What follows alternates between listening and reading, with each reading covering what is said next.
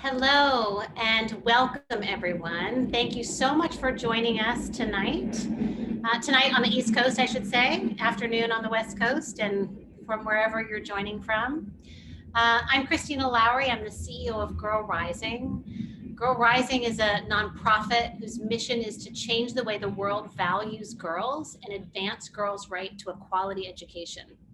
And I am so thrilled to be here tonight with my friend and Girl Rising board member, Kate Eisler, to talk about Kate's new book. Now, before we dive into the book, I want to say congratulations, Kate, first of all. Kate not only has the amazing accomplishment of finishing and launching this book this year, but Kate is an incredible executive leader, an entrepreneur, co-founder of Be Bold Now, co-founder of the new W Marketplace, which you'll get to tell us about in a little bit.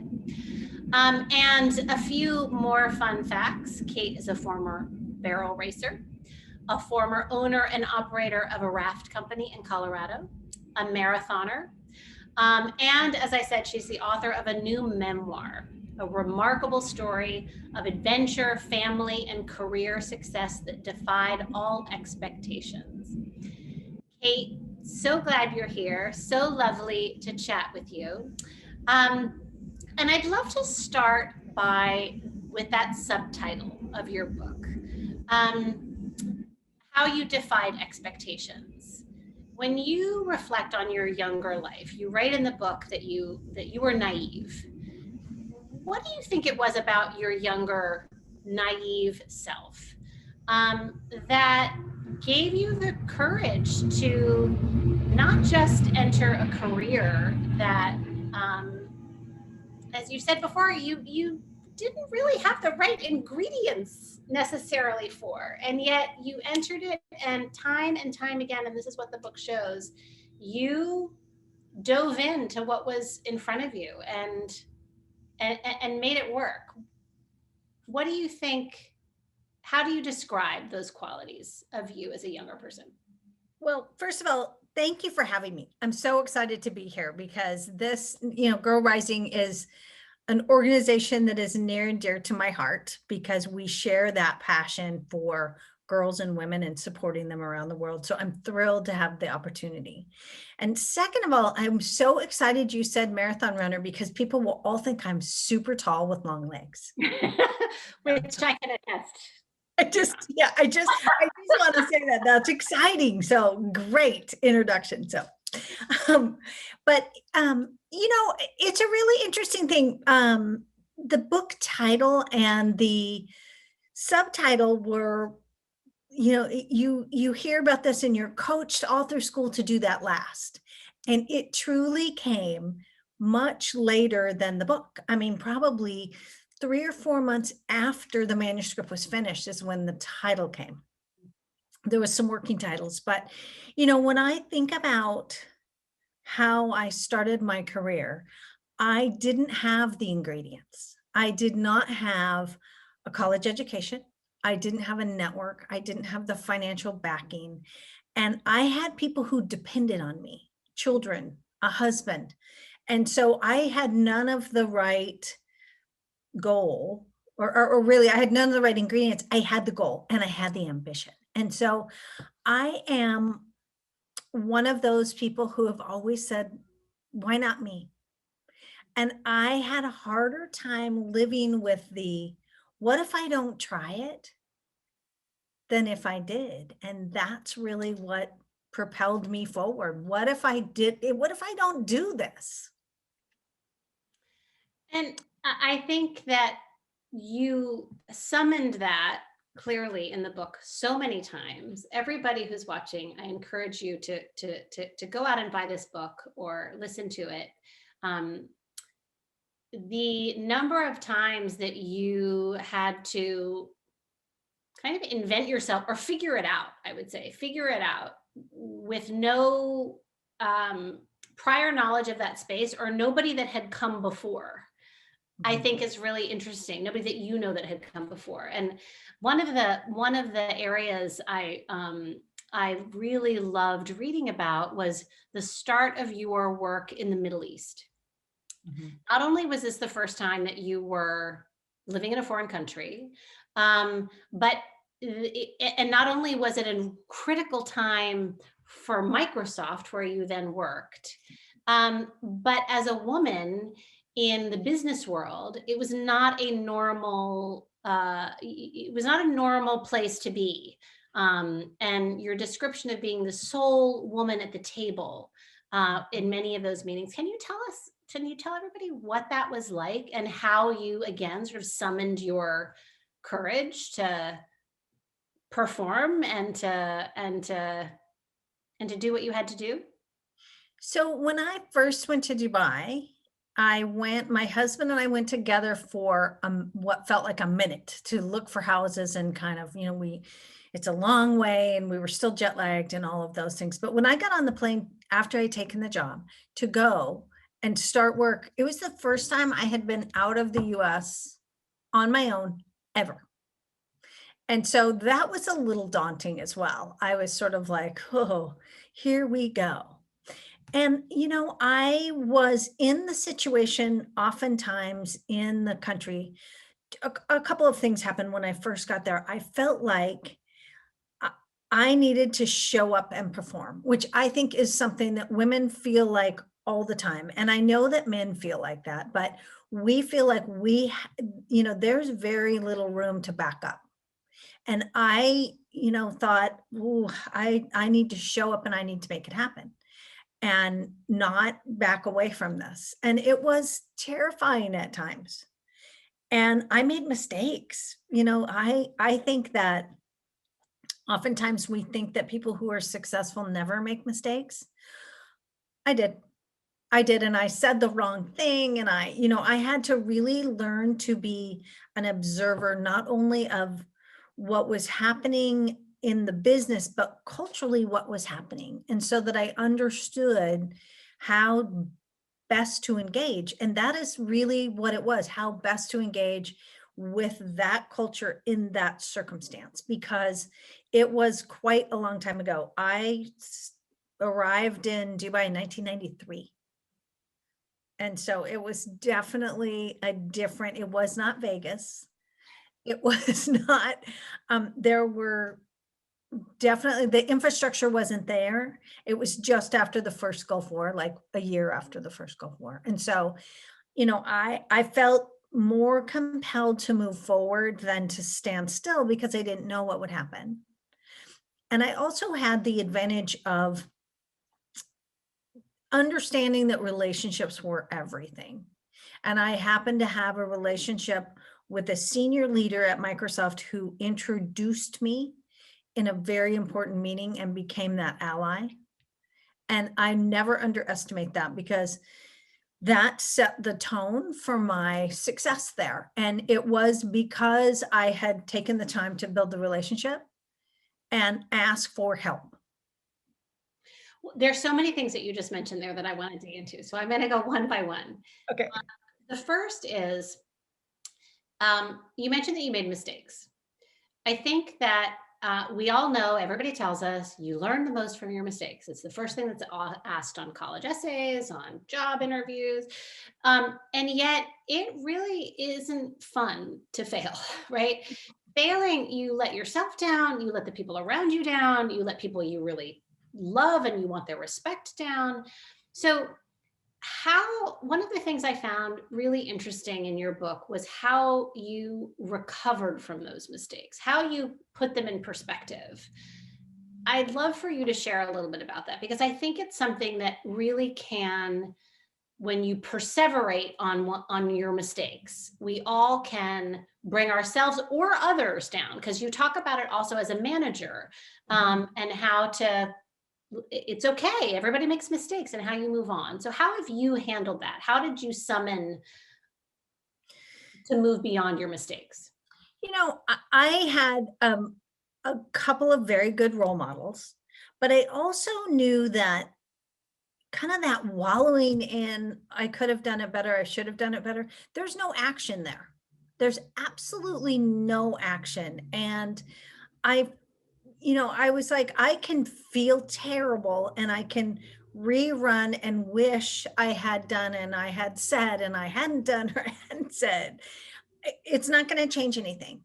And so the way forward is to move forward, is to take a step forward. And I have had that experience more times than I wish in my life. And, some of that is giving yourself grace for that, knowing that that is who you are. And again, I think that there is a couple of things that I want to stress. It's not that you don't care or that you don't take responsibility. It's about letting yourself off the hook, though. It's, here are the things that I can do, and here's the mitigation plan, and here's how I can really try not to ever do that again, because you can't ever say you're never, because that, I've made those mistakes multiple times as well. But I think that owning that and showing that there's some resilience there, and knowing that people are resilient, they really are. And the best way around that is to use that resilience and give yourself that grace and go, okay, well, let's try not to do that again. Where was I in a place where I felt better about my job or in my relationship or my mothering? I mean, I've made mistakes across all those platforms. Right, because who doesn't, right? Everybody does. Mhm. Yeah. Yeah. It's real. And It really is. I also think it was interesting that you talked a lot about how, as a leader and as a coworker, you developed the culture around you where also mistakes could be had, but could be moved beyond. Exactly. I think that that's key, because I think that no person can do everything. And if you are leading and show yourself, Brene Brown talks about being vulnerable, which I think that that's a form of it, but it's also being approachable and identifiable. No leader is above messing up. And if you know those weaknesses, then you know how to shore up those places in your skills or in your business or wherever it is that make you stronger as a whole. And I have been very focused on that, because I know, I've stopped working on the things that I'm super bad at.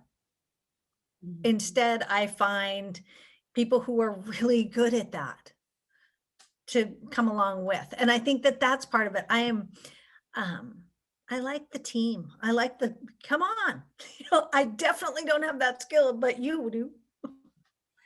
Well, I think it's so interesting to reflect and to read about your career trajectory, right? Which was also one that you didn't really plan for. You didn't have these big, it wasn't a clear vision of where you were headed. When you first moved to Seattle, you were how old? 21? I had been 21 for 1 week. Right, you were right. You were just 21, working in a photo lab, and the other thing I think that's remarkable about your story is just taking one job that led to the next, that led to the next, that led to the next, and ultimately landed you in marketing, which you hadn't even been in before, and then at Microsoft, and then through 6 international moves, and you kept going up. So I'm curious what your advice is for either young women who are starting out, who aren't sure where they're headed, or people who are mid-career also, who are wondering how to weigh this planning and setting out your specific goals and your life plan, and what you did, which was kind of just put your head down and go for it, and your path led you to these remarkable opportunities. So I love this question, actually. There's a couple of things in it. One is I look for opportunities that others don't find sometimes. And I say that very specifically because I'm open-minded to it. I think that there is a very compelling case to have a plan. Absolutely. Have a plan and move forward and have an aspiration of where you want to be. What I think happens oftentimes is that you get very narrow-minded about that plan and you get very caught in the steps to achieve that plan. And I fortunately didn't have a plan. I'm a 2018 college graduate, so I definitely was not, sort of tech startup material when I was hired. And I did not have a plan to change the world in that way at all. I did really enjoy some adventure, and I knew I wanted to travel because I had never done that and I really wanted to do that. So a lot of the decisions I made about my career were decisions I made about my life. What do I want to be? Who is the person I want to be? And it's very cliche to say, when you're doing what you like, opportunity will happen. But it did, because I did a good job at it because I was happy and I was doing something that I really enjoyed. And so I, found those opportunities that I like that weren't necessarily the best career advancement opportunities. And Mhm. so I chose for my life, and that's something I'm really clear about. And I also think, you know, um, again, and I'm going to generalize and talk about women because I have been one for a long time and I've talked to a lot of them. And so I'm going to use my prejudgment to say, oftentimes we get a plan, we communicate the plan and we tell everybody. And so we're afraid to change the plan Mm. because, well, I had that plan and I'm embarrassed, or it's not working out, or I said I was going to be really happy, but it doesn't make me happy. And so now I don't know how to change it. I am all for set your sights somewhere, but it doesn't matter if it's a short time or a long time, or you've been working towards that and you kind of go, oh, this isn't really making me happy. Change the plan. Change the plan to what makes you happy. And you can change the plan every day. You can change it once a week, once every 10 years. And so I think that is that lack of rigidity. I'm a very pliable person in terms of I can make this work, and this isn't how I thought I would get there, but I see an opportunity. So let's see where that'll take me. And I really encourage people to put your head up instead of kind of get stuck in there. And again, I say this because I've made mistakes not doing that all the time. I have known that it was time to change my career path. I've changed a job, change a company, and I stayed too long. And so I speak to that from success and failure at doing that. And there are so many little details in your book that are that I'm dying to dig into and know more about. And again, anybody who picks it up will really find both living through this period of time when it was certainly pre cell phones, right? You spoke to your boyfriend, then husband, on a ham radio, or you were instructed to say over when you were done, and everybody else was listening as he was in the Bering Sea.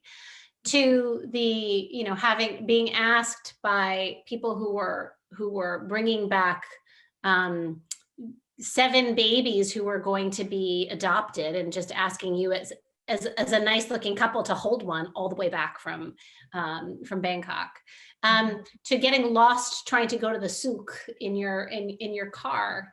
I'm curious, as you wrote this book, any of us, I think, looking back and trying to figure out, how do I tell my story? What do I include? What do I not include? You clearly already lived all this, right? So you've built the foundation. You've embodied these experiences. But what was it like to write about it? What was it like to tell your story for you personally?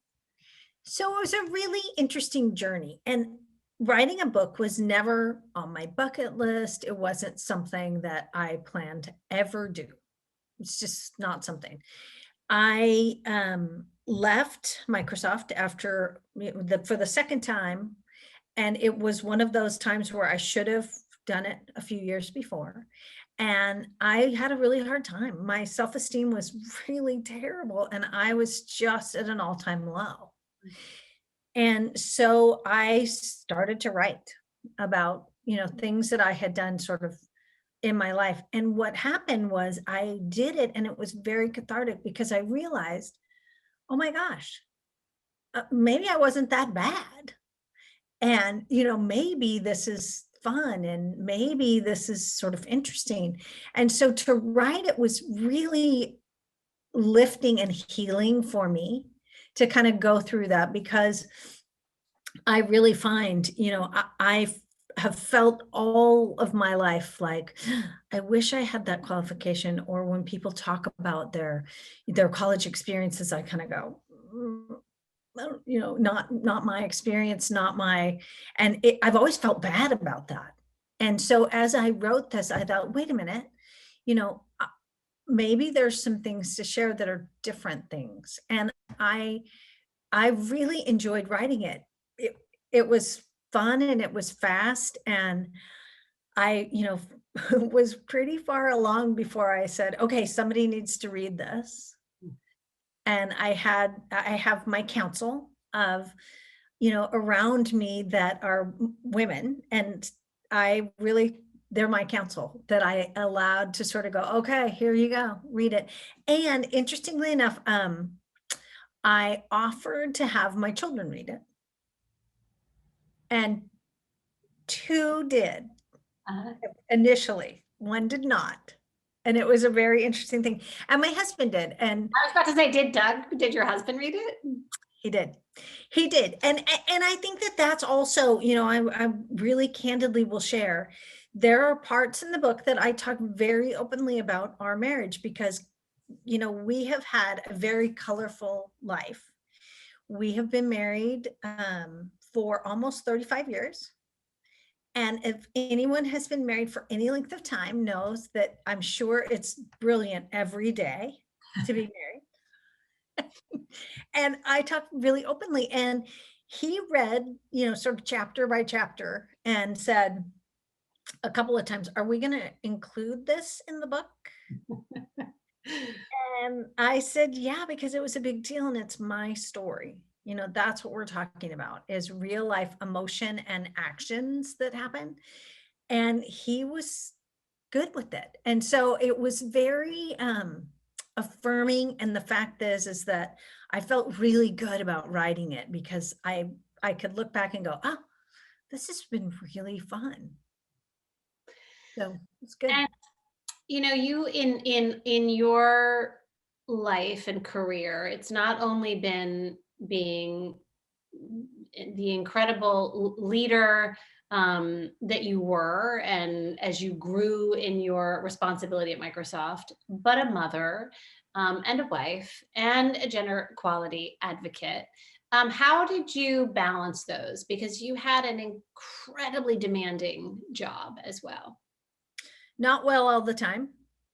To be really honest, I over indexed for one or the other, and rarely did I do a good job of all at the same time. But you know, and I think it is a matter of, again, giving yourself some grace, because there are times in your life where I think that it is really important to do what you are passionate about, even at the expense sometimes of your relationship. I don't think it's a long term, but I think that, I don't think as a woman, as a mother, as a wife, you should be second class all the time. And so I really, made some mistakes doing that, but also had some victories by doing that, because I was a better leader, mother, wife, because I did what I felt compelled to do and to follow my passion. And I think that that's really important. I knew from a very early on, my boys, I have three sons, and they tease me mercilessly now because they're all adults, about the fact that I was not about to be a better mother because I spent more time with them Mm. at home. That was not who I was. And they tease me now about, oh, if I don't remember something, they'll say, oh, that's when you weren't a part of our lives.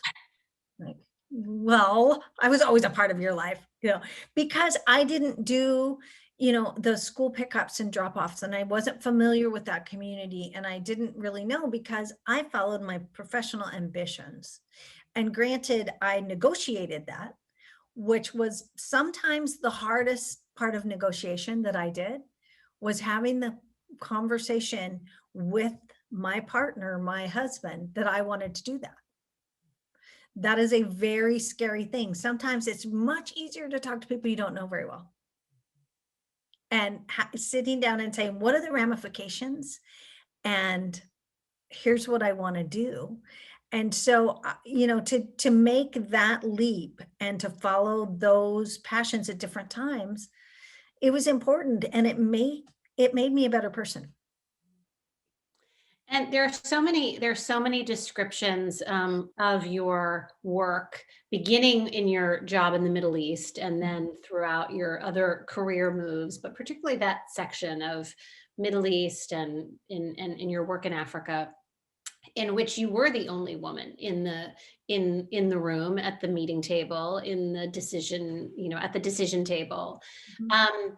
And the world has changed so much since then, right? Both, there are a lot more people who, global travel is opened up in a vastly different way, and there are lots more women at those tables. But what was that like for you in those early days? And you were still pretty young. It was incredible. I mean, first of all, I really did think sometimes, oh my gosh, what if they find out who I really am? What if and it was exciting. And I had experiences that, you asked, the decision to tell the story. So there's a lot that I had to cut out of the book. And that was sort of sad for me, but I'll tell you one time that was most poignant. I was in Egypt, and I was meeting with fairly high level people from OPEC, which was so exciting, oh my gosh. And we were talking about licensing for Microsoft, and it was really fun. And I had to use the restroom. There was no ladies' room because, I was drinking Arabic coffee and I was being polite, and I was like, oh no, what am I going to do? And so 2 armed guards took me through this, sort of very ornate building that they were in to find a men's room, cleared out the men's room so that I could use it. So there were times like that, but there were also, I kind of had to get out of my own head about being the only woman and assert what I thought was right. And I did that. I thought if I was put there to do a job, well, I was going to do the job. And so instead of you saying nothing, again, I go back to that. I was very observant about how the communication went and mimicked a lot of that communication sometimes. But did it, with, I knew I was qualified to do the job, so I'm going to do the job. And I'm going to do it in a way in which I think is culturally relevant. And most times that worked out, not all, but most times it did. And tell everyone a bit about your life after Microsoft, and particularly what you've been up to the last few years, because you have you've continued to invent and reinvent and start things and be an entrepreneur, and would love for you to share a little bit about that. So the entrepreneur word, my team teases me all the time because I just go, oh, really? Is that? I know I don't think of myself as that because I had a corporate career. And so, what are you kidding me? But then I kind of, I've had to accept the fact that actually, even in corporate, I was an entrepreneur because I did things that were not, I didn't progress in the same place. I said, oh, I want to go here. I want to have that experience. I want to live in that part of the world, or I want to try that. And so I think that probably is a very hallmark characteristic of an entrepreneur. Mm-hmm. So I left Microsoft and had trouble getting a job because I didn't have a college education. And believe it or not, as I interviewed for jobs, I would get right to the end, and lots of very notable brands. I had lots of marketing cred, global. And they would say, what year did you graduate, or what was your degree in? And every single time when I said, well, I don't have a degree, and they'd go, oh, sorry, that's a requirement for the company. And so that was hard. And I then, had through my network somebody who had started a digital health product that needed someone to run it, and they had lined up investment. So I did that. And along the way, healthcare is hard. I had a very good friend that came to the US that moved here with her family and said, it was January and we were having a glass of wine, and she said, let's find an International Women's Day event to go to because, we need to be cheered up. And we couldn't find one. Mm. And so, of course, we decided, well, let's host one. Why wouldn't we do that?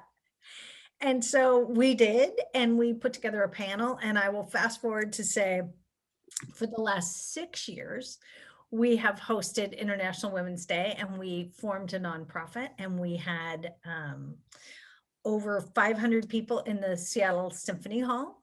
Mm. And then this year we had over 700 people dial in to an online event that we did the Thursday before International Women's Day. Fabulous.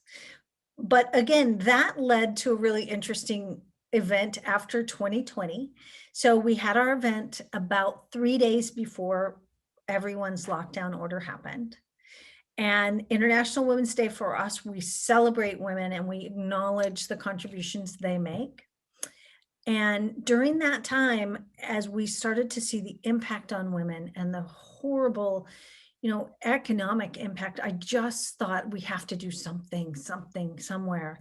And I thought, well, there is not Amazon for women. Everyone is shopping online. And so what is the quickest way to put money into women's bank accounts? Is to have people shop from them. And so I talked to another friend who was being laid off because of the pandemic. And I said, I have this crazy idea. Let's do a marketplace. And that was June. And we opened to the public in September. We have on the W Marketplace, we have over 330 sellers and service providers and 2,300 products and services for sale.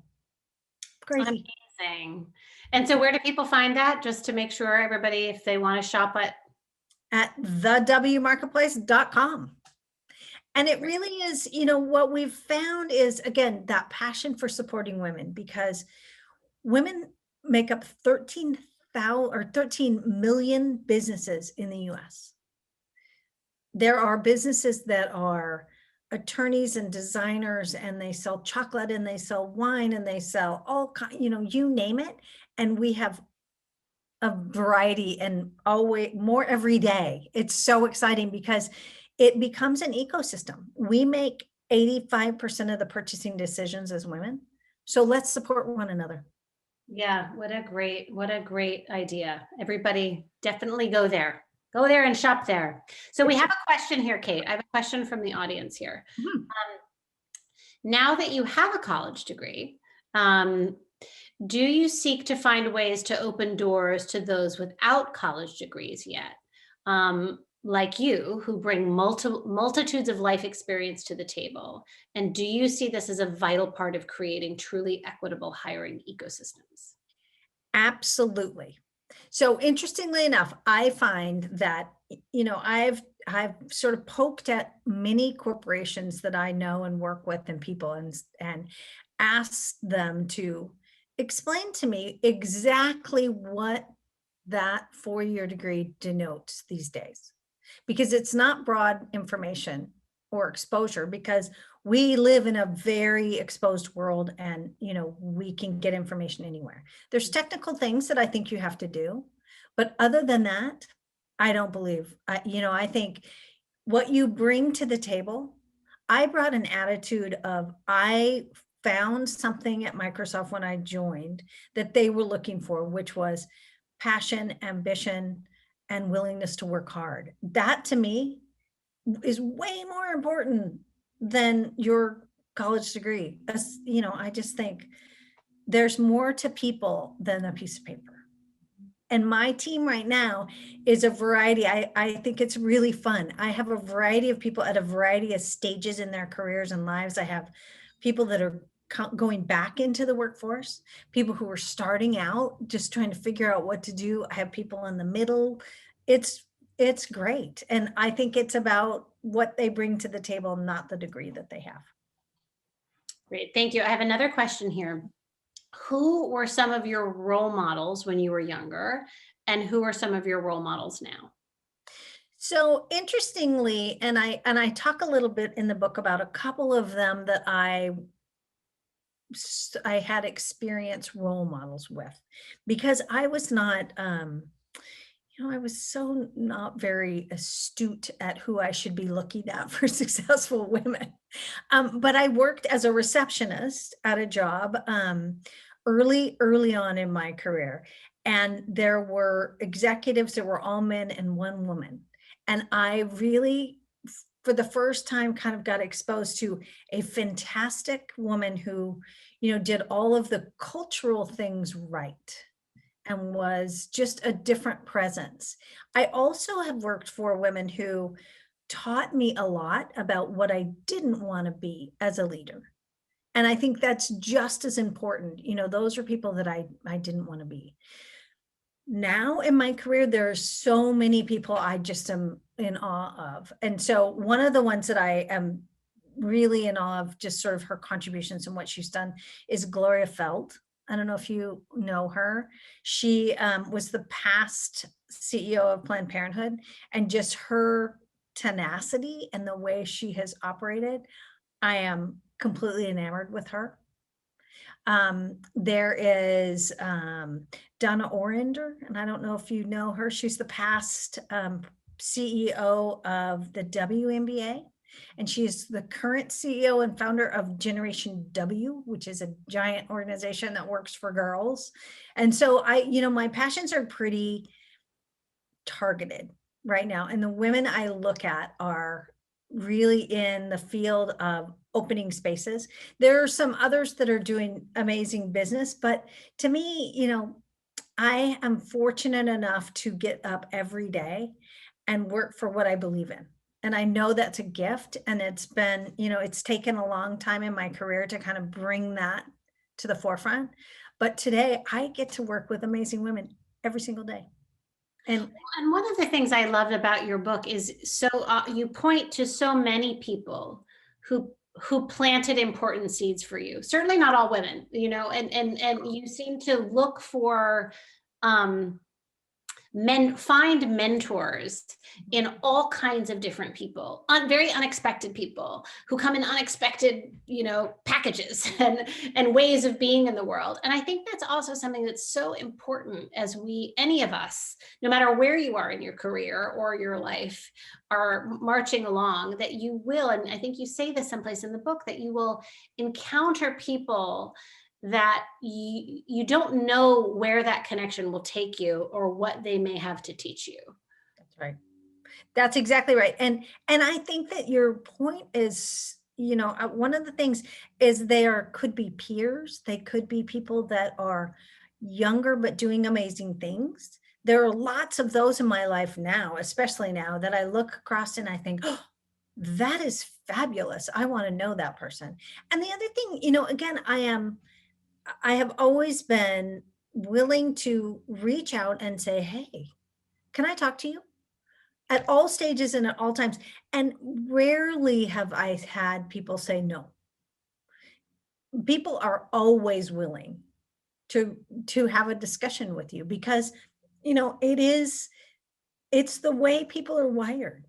And especially if you are asking them for their perspective and their insight and to share something versus, for a tangible, I want a job or I want something, but people will always talk to you. And I am convinced, as you said, that leads to places you have no idea. You have no idea. And so I am a huge Sure, I'll ask you a question because I'm curious. It's a little bit, in your book, when you write about being early at Microsoft, there was the possibility with all of those different lunchrooms, right, that you talk about, that was part of the culture, right? You could ask somebody for lunch. And I think we're living through a time in which you have to make an extra effort, or you're not necessarily going to just be bumping shoulders with somebody and say, hey, can we go have a cup of coffee? Right? There's an extra effort, but I think you're right. To most people are really willing, one, to talk about their lives, and B, to share some perspective, and that it can open up so much. I would say that right now it might be easier because I will spend time on a Zoom call. I don't have to go anywhere. I don't have to make, the commitment is smaller. Right. The commitment is much smaller. I mean, I probably realistically, probably 5 to 6 times a week, I talk to people that I don't necessarily know, that want to talk and that want to find out something about me, about the W marketplace, about, all kinds of things. And the mistake I made early on was to think I was too busy to do that. So kind of mid-career, I was too busy. I'm like, I had a mentor one time that said, like, he would always take the call, always take the meeting, because you never know what would happen. Exactly. I mean, great piece of advice. You never know. And I did, you mentioned it a little bit, but I had one of my early managers at Microsoft gave me a list of people from all over the company. It was like 10 people that said, meet with these people, talk to them, get to know them. And I was like, okay, what the heck? And so I did. And through my life and through my career, some of them I'm still in touch with. I've come to them to say, what'd you do? Or what did you think about this? Or I'm having these thoughts. What do this is where I want to go. And I think it's fabulous. And I think if anybody sort of makes the list, or right now on social media, if you see someone that interests you, reach out to them. And the opposite, I think, is also true for those that are joining. Like, mentorship is critical, and time is such a commodity. But wow, invaluable for people who are finding their way. So on both sides, I think we have to remember that, like, to reach out, and also to carve out some time in your schedule for others who are doing it. Well, I want to ask a couple more questions. And I know we're running out of some time here, but what do you think will truly make a change in the tech sector so that there is more gender equity in tech companies? Because we are still so far behind in terms of equity, gender equity. Oh my gosh, I just was reading the McKinsey report over the weekend, the 2021 report, and my heart broke. The projection is that in the next, I think it is the next 5 to 10 years, we will have a 90% increase in need for tech skills. Yet we have seen in the last decade, 40% drop in the women in those jobs. So I would just like, ugh. And I know, as change is needed, we collectively are in charge of that change. And that, I think we cannot wait for things to happen. I think that having D&I councils and task force is great. I think something like 56% of companies have them. 7% have taken action. It's not enough. And so I think as women of all ages and all levels in technology, we have to push for our peers. I'm a big one for, if there's not a chair at the table, bring one, actually bring two, and bring someone with you, because, it is a requirement. So demand, when you work with technology, that you have a diverse team, both cultural, ethnic, gender, a diverse team. Companies choose to underperform when they have a homogeneous team. Data says up to 50% of profitability, they could do better with a diverse team. It's crazy. So why are they choosing to do that? So I bring that up whenever I have the opportunity. The W marketplace is community company that is supported by technology. And so I have a tech partner, and we have pushed and pushed on them. And I just met the 5 new team members that are women. Because what I hear all the time is, oh, there's not enough. And I think there are fewer, but if you move the pipe, you can fill the pipe with a different temperature of water. Right? If it's been running hot forever, then move it to run cold. And reach out. I'm very happy to say, and anybody on this call, I will direct you to where to find women talent, get connected.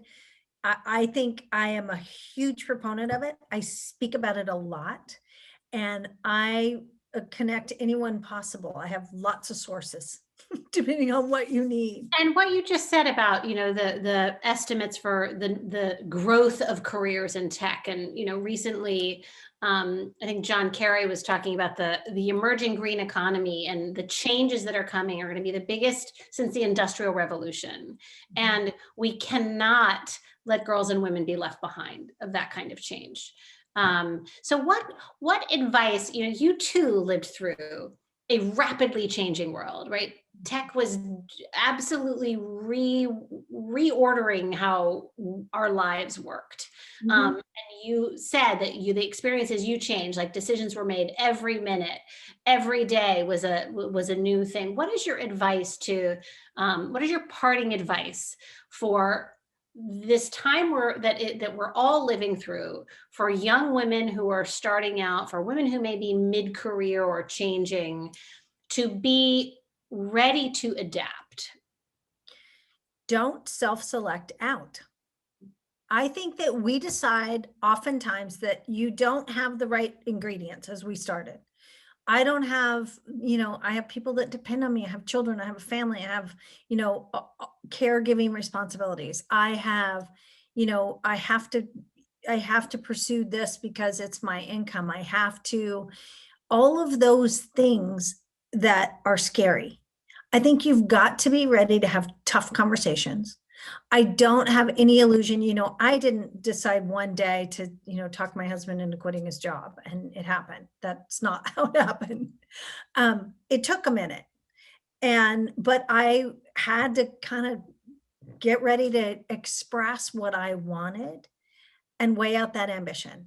Have the conversation. Don't back away from it. Personally, business-wise, our family, my husband and I's family, which hopefully you'll read about or hear about, they gave us a lot of pressure. There was a lot of pressure because what we were doing was very unconventional, and they were not very supportive and not very excited about it for a while.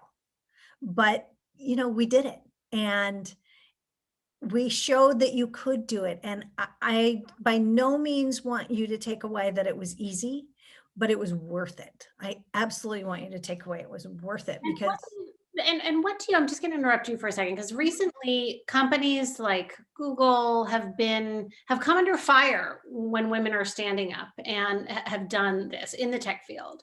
And there's quite a bit of backlash that can happen. So what do you, how do you suggest approaching these demands?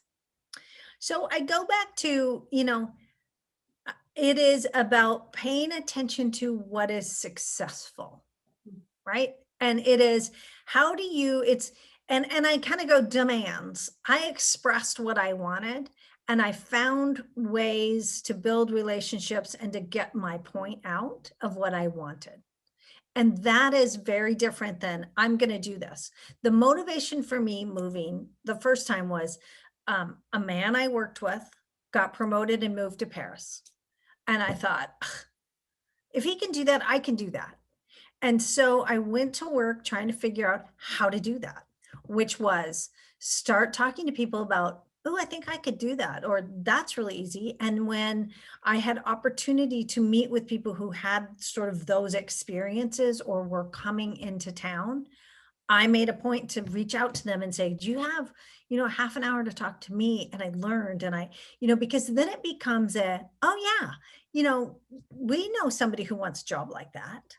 That's what back to this reaching out and relationships, which I think you make the point again and again in your book of both as you were building your career, and then as a manager, as you were managing your teams, right. the relationships were the currency, were the foundation for everything.